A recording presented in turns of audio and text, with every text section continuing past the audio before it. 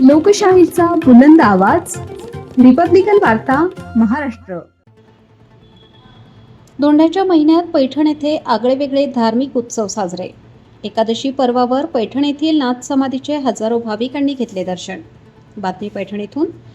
याबद्दल सविस्तर माहिती अशी आहे की ऐतिहासिक वास्तू दक्षिण काशीतील पैठण या आध्यात्मिक तथा धार्मिक भूमीत दर 3 वर्षांनी येणाऱ्या दोंड्याचा तथा अधिक मास म्हणून ओळखला जाणारा कालावधी महिना सध्या सुरू असून या पवित्र महिन्यात भाविक वर्ग धार्मिक उत्सव साजरा करतात.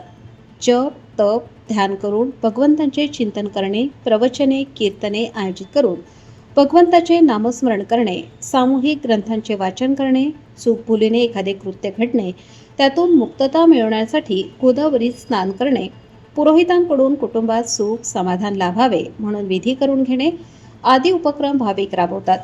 हे उत्सव पैठण नगरी दोंड्याच्या महिन्यात साजरे होत आहेत.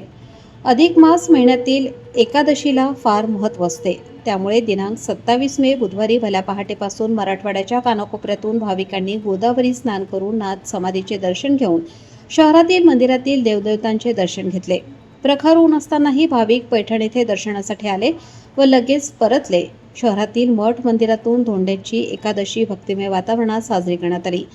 संतनगर परिसरात एकादशी निमित्ताने छोट्याशा यात्रेचे स्वरूप आले होते.